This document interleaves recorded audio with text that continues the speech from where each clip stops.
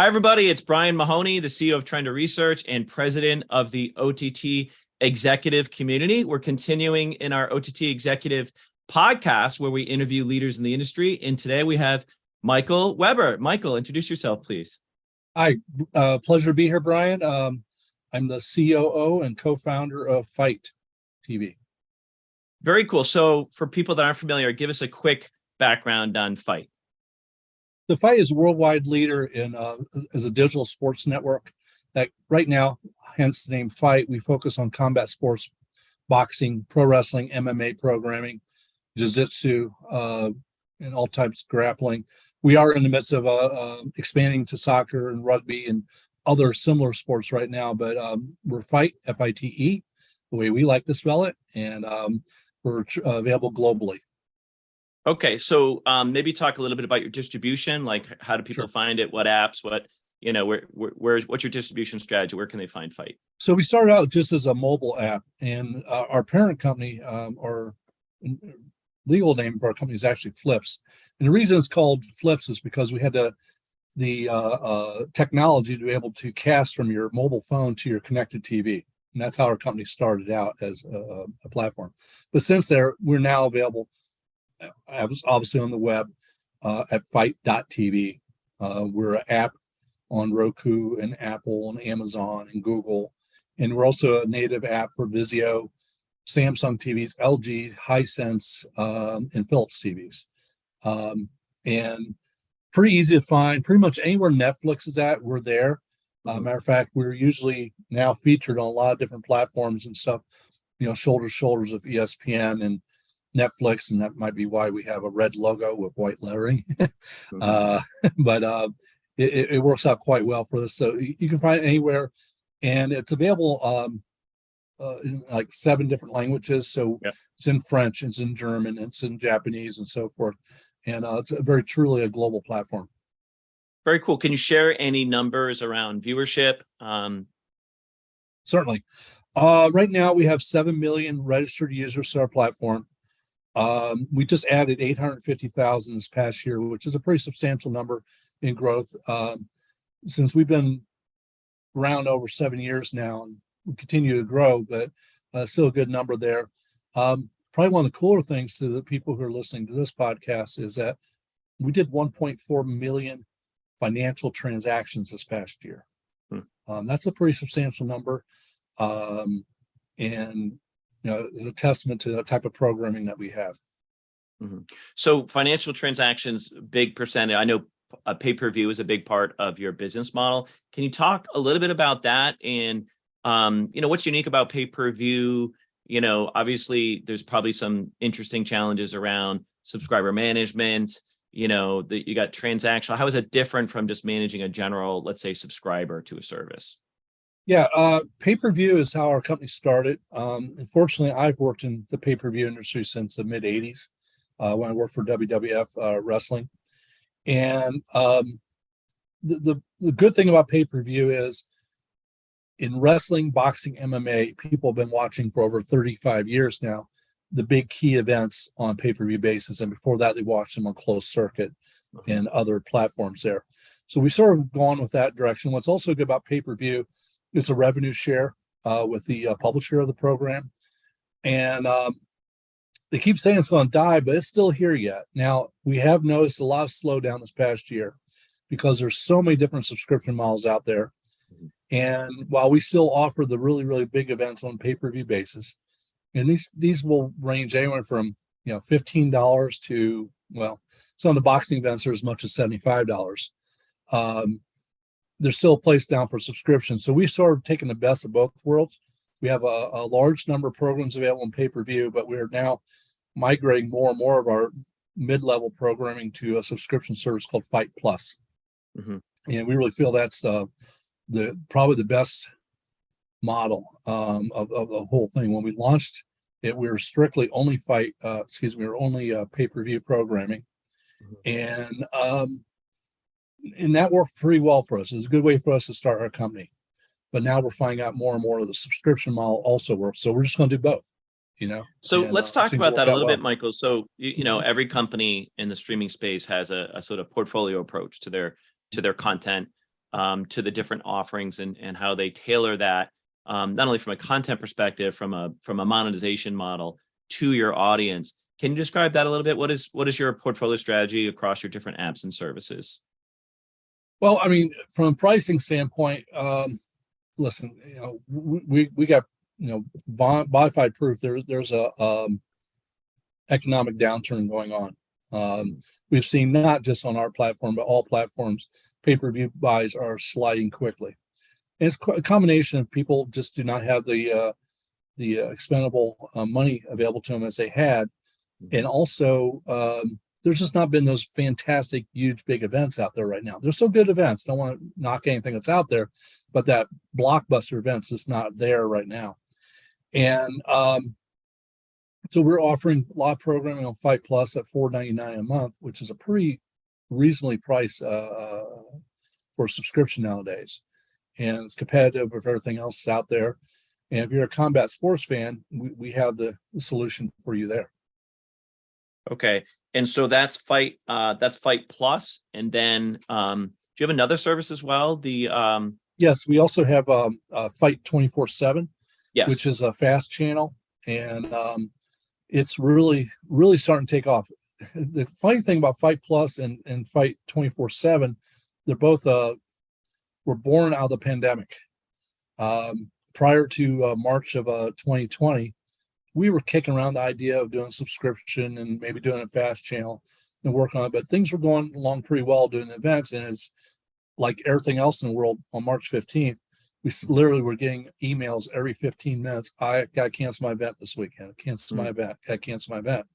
And we went from doing 30 shows a weekend to 0 overnight. And nobody knew how long it was going to be. And as it turned out, it was a relatively long period of time. So we had all this content to work with, and then we developed the fast channel of 24/7, as well as the subscription service. And the FITE 24/7 shows more or less, a match from a big boxing event or a wrestling event and so forth. And so it's like, a lot of people are telling us that they put it on as a background video in their office or their home. Well, some people put music videos up there, and some people put combat sports videos up there, and it works out quite well. And it's a great way to showcase the FITE brand and tell people about it. And probably one of the biggest things that's happened to us here just in the last 2 months is we're able to launch it on Roku. Mm-hmm. And we've seen our viewership to skyrocket. And actually, over the last 2-3 weeks, we're now seeing it almost doubling week over week. And it's been pretty exciting to see the quick growth of that now. And it's a great marketing tool for us, but it's also good content because it is ad supported. Mm-hmm. And so it is obviously another revenue source that we developed for our company. So I want to get back to Roku in a minute, but I'll hold that thought for a second. Sure. So is the 24/7, is that a separate sign up, or is that part of the FITE Plus service? How does that work? It's actually, you obviously can find it on FITE.tv. Yeah. Okay. And all of our platforms and stuff, it's there, it's accessible, but it's on about 8 or 9 different, actually it's on 10 different platforms right now. Okay. With Roku, as I mentioned, being by far and away the biggest one right now. Totally ad supported, like free. That's ad supported, right? Yeah, okay. It's a free program. We actually offer on FITE.tv. We have it keeps getting a smaller amount, but we do have some free programming on there, which is good. Just to get people to come onto the platform, see how easy it is to get around there, find programming schedules, and we engage them, and it's also a way for us to market to them about our other offerings that we have. So you guys have been around for a while. I think you said 7 years, and you built up this pretty big library at this point, right? Of content. Mm-hmm. You've got that live content that gets added to your VOD library, that gets added to your fast offering. Take us through that a little bit. How many events do you do? What's your strategy to add them to what library? Now that you have different types of services, subscription and fast, how do you make that sort of curation, content curation decision about where to put your content, how to offer it up to your fans, your viewers? So all of our content we license. We don't acquire it. We don't own it. Okay. We license it, but usually they're licenses, generally speaking, for long periods of time or indefinite. Occasionally there's boxing events, which they only give us the rights for a week or two because they have other uses that they're going to use in world, the top Okay. ranks and PBCs of the world and Golden Boy and so forth. But generally speaking, content goes on our platform. Initially live, most of it, but not all of it. Pro wrestling, for example, has a lot of tape library and VOD. But so essentially it comes live and then immediately it's available as a VOD after the event has taken place. And up to recently, we just kept the same original price and still got it. We have an event called All In, which was September 1st of 2018, which was a huge wrestling event and was well received here. And we have never lowered the price, and we still get a couple $1,000s worth of buys every month, even though the event's over 4 years old. That's just amazing. Well, if you're following wrestling, there's a real reason for it. It's sort of what was a catalyst to start something called All Elite Wrestling, which is on TBS and TNT every single week now, and they're possibly the number 2 to WWE. So it's a very well watched program. We have all the international rights to that program, but this All In event was sort of the birth of a new brand of wrestling. So can I go back and watch Hulk Hogan, Superfly Snuka, like all that fun stuff? Or we actually don't have that far back for WWE. WWE's done a great job with their WWE Network, which they now have on Peacock. Yeah, and you can watch all that type, exactly what you just described on there. Okay. We do have a lot of historic programming on our platform, but mostly it's stuff that's happened in the last 7 years, which is as long as our company's been around. Yeah. So just a side note, my best friend was a huge wrestling fan back in the 80s and had a habit of trying out all the new moves on me, so diving off the top of the couch and landing on me. Yeah, I'm tougher for it. Right. But yeah, I still get some bruises.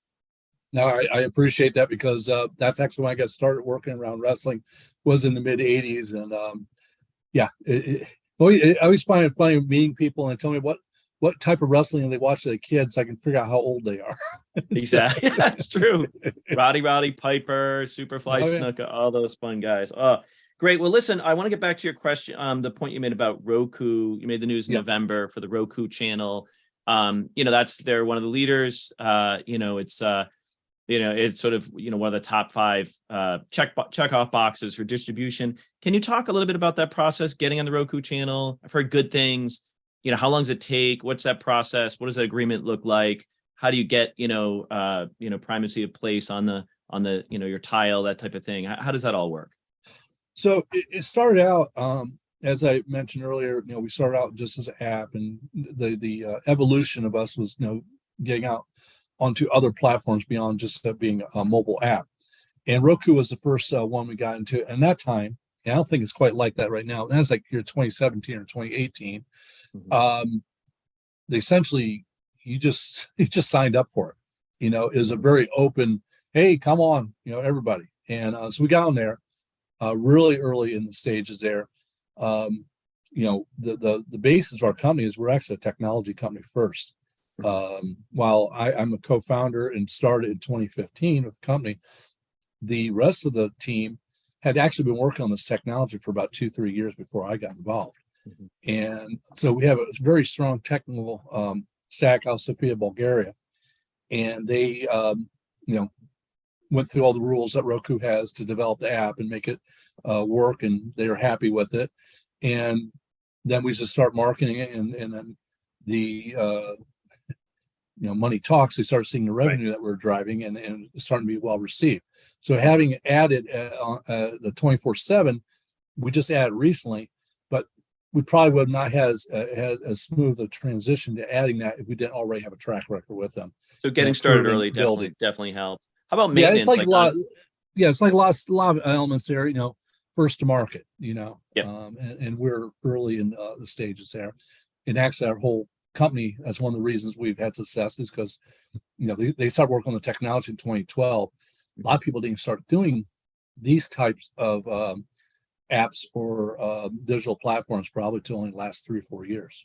It's really crazy, Michael. Listen, I've been covering this industry for 15 years. I think I wrote one of the original 100-page reports on OTT, and we take these things for granted now. But 7 years ago was a completely different universe in terms of adoption for streaming services, for instance.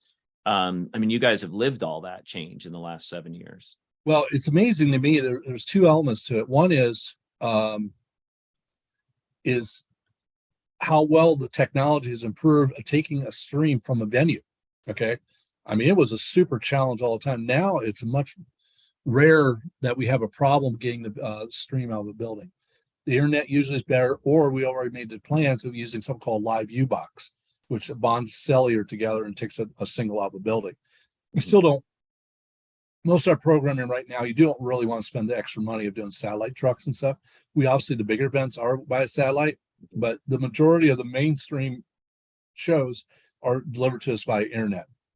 And the technology has just improved in that area. It's come a long way. I've been doing my event 10 years, the OTT Executive Summit. I remember it was probably like 5 years ago. There was a serious discussion about whether moving all this content to streaming was going to break the internet, all this video content. And, serious people, could disagree, but really interesting. It's sort of, we don't really think about that much anymore.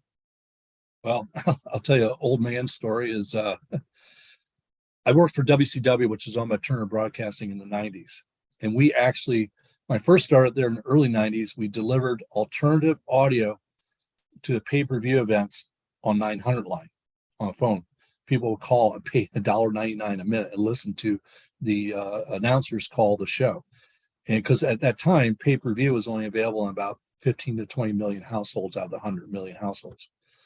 And then we said, hey, there's this new thing called the internet. Let's try to put it on there. And we did about 1994, 95, and worked with a company called broadcast.com. And we were so excited when we had 200 people listening to it at the same time. A little side note to that, I don't know if you know who broadcast.com was. Oh, yeah. Yeah. Mark Cuban there was the owner of it. And that was the catalyst of him becoming who he is today, being acquired by Yahoo.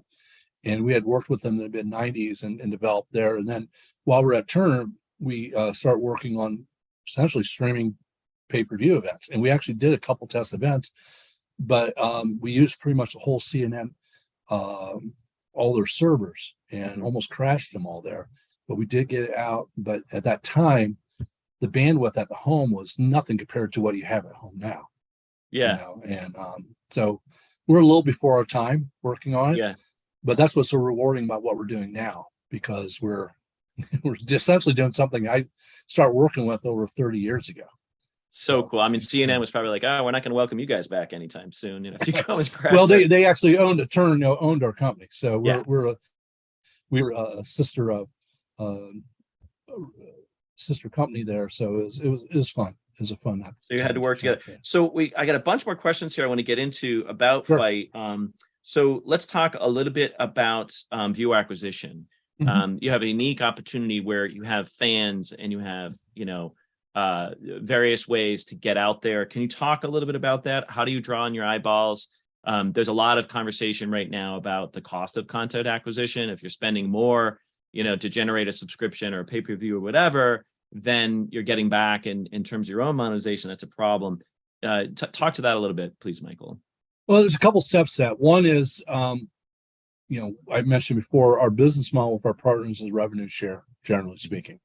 Rarely do we just outright buy the rights to a show. So we rely on our marketing elements and their marketing elements. So they have their own databases and stuff, and we want them to put the word out. And many times they have, in the case of wrestling, they have a weekly programming maybe on a network. So we want them to promote that as well. But when we started the company, the first 2-3 years, we spent millions actually in the marketing of just our brand. Okay.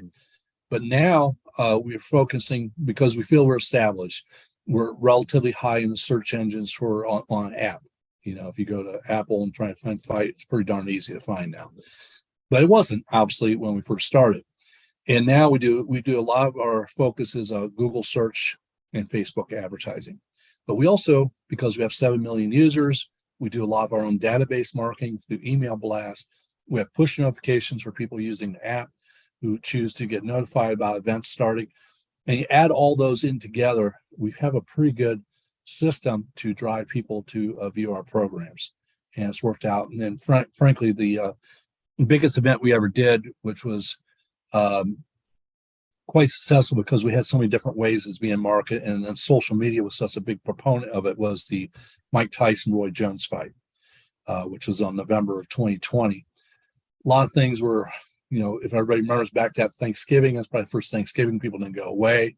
Everybody was sort of capped in their home. By Saturday, what I do, I'm just sitting here looking at my family. I can't go out and do anything.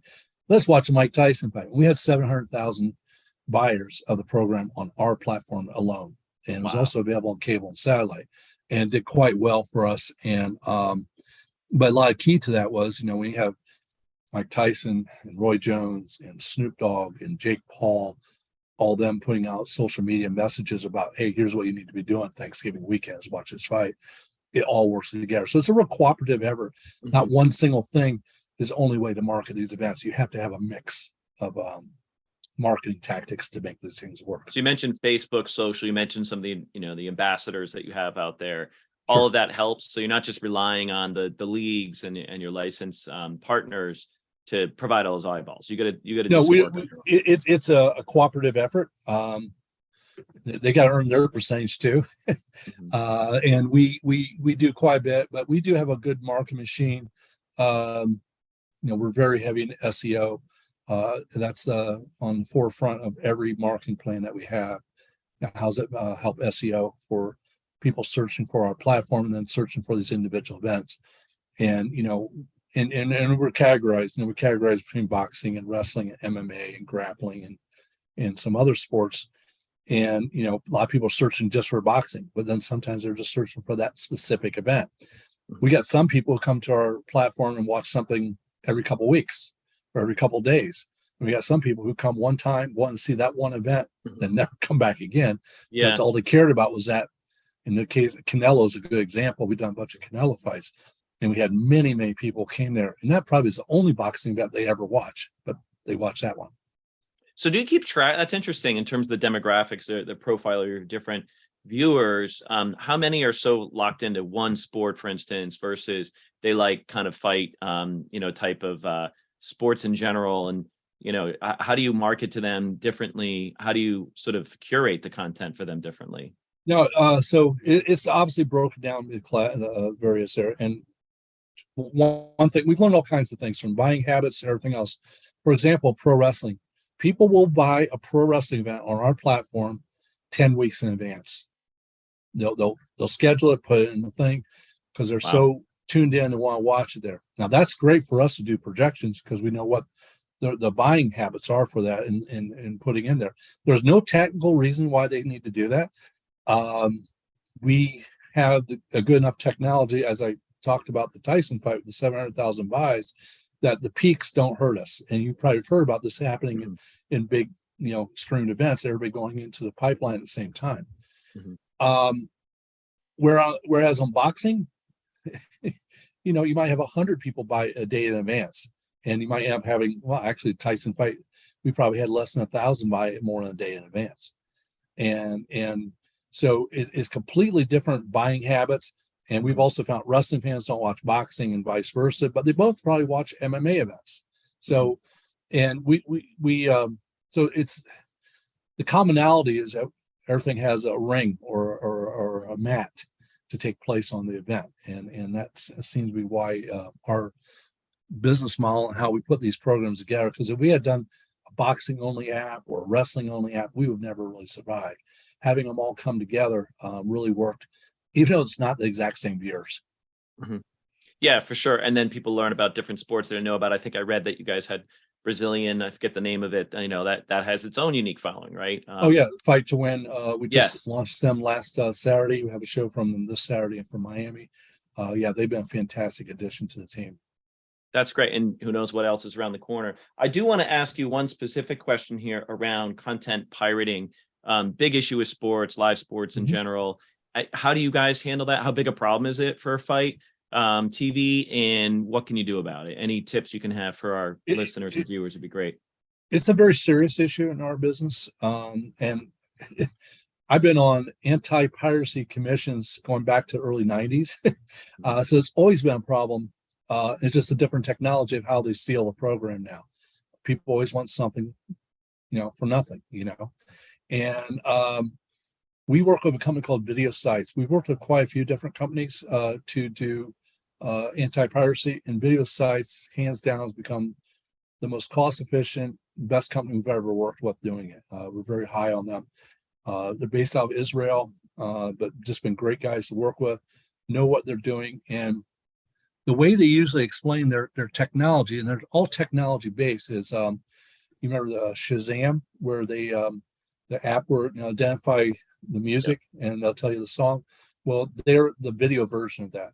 They'll identify, they can crawl the web, crawl the social media, and find the comparable to the actual live show. I mean, that's their technology. And then when it's illegal stream, they just take it down for you. And they've been very efficient. And now, is it flawless? Of course not. But they do a great job. They're by far the best takedown group that we've worked with there to protect the signal. Yeah, big problem. You're right. It's not something you can just fix overnight. There's not just one silver bullet. It's constant vigilance, right? You don't want those revenues to be leaking out to people that aren't paying for it, helping to pay the bills, right? We've worked with Showtime with some fights and stuff, and they actually use 7 different tactics at a time. We feel Video Sites does what we need for us, but Showtime's, they're using ones that special in takedowns in Europe and some specialized in the United States and so forth. So, Michael, we're almost out of time. I just want to get your projection for 2023. What do you think is going to happen this year? Any, maybe you can tease any kind of new plans for FITE in the coming year, like some exciting things to look forward to, or maybe some challenges to work through? Well, as I mentioned earlier, we do see pay-per-view sales slowing down, and I really do think it's the economy. So we're really we're definitely not walking away from pay-per-view, but we also are putting more and more time and effort and focus on our FITE Plus, our subscription platform, and we're continuously trying to find more offerings. We are now expanding more into soccer and rugby and hockey and sports like that. A lot more of a European bend to it. We're expanding more and more into Europe as well. Primarily our viewers are in the United States, but we have a very strong group of viewers from the UK, Ireland, Australia, New Zealand. Again, though, still primarily English speaking. That's what most of our sports are, but not all. We got a show this week with Impact Wrestling, and it's going to be offering English, Spanish, French, and German. That's not that uncommon. So the biggest thing for us is focusing on subscription and is adding more and more content and offerings there to give people a reason why this is a heck of a deal at $4.99 a month. Yeah, it seems to be the right price point for sure. You want to take that objection off the table, right? Just make it cheap and easy to sign up. So one of the reasons we do these podcasts, not only to learn from leaders in the industry like yourself, but also to personalize the faces. Can you share a hobby, an interest, something about Michael that people may not know that they might find interesting? I'll tell you a stupid story, which I'm pretty good at. As an intern, fresh out of graduate school, Ohio University, go Bobcats. I worked at WrestleMania 2, and from a technology standpoint, people still haven't done anything like that. The first hour is from New York, the second hour from Chicago, and third hour is from LA. I was assigned to the second hour, and that was featured with a battle royal with NFL players in there as well as pro wrestlers, Andre the Giant, Big John Studd. I think I saw that. I think I remember this one. Well, if you watch it closely, you'll see a skinny guy with black hair and a red tie sitting ringside. That was me. And Vince McMahon had me, I'm like, if any of those guys fall out of the ring, you got to catch them, because he self-insured them, their careers. And Refrigerator Perry was the big name. And I think you might be old enough to remember what a big deal Refrigerator Perry was. Oh yeah, I'm a Patriots fan. So yeah. Okay. And therefore we so I had to keep my eye on Perry all the time to make sure he didn't get hurt. I also was part of putting together their wrestling gear and stuff like that, because you don't go and buy, well, maybe do now, but back then you didn't buy wrestling boots or the wrestling singlets that they wear and stuff like that. So you had to have it all made for them and stuff like that. But so, and you think back, that Ozzy Osbourne was on the show, all in 1 hour, had all these NFL players, Ozzy Osbourne. Do you remember who Claire Peller is? No. Where's the Beef woman from yes. Burger King? She was a celebrity. She was a celebrity. She was there. She was ringside, so You'd be an I dealt with ambassador celebrities. today. This day and age, you'd have 100 million followers on Instagram, Oh yeah, absolutely. Absolutely. Yeah. Yeah, there was all these wild names there.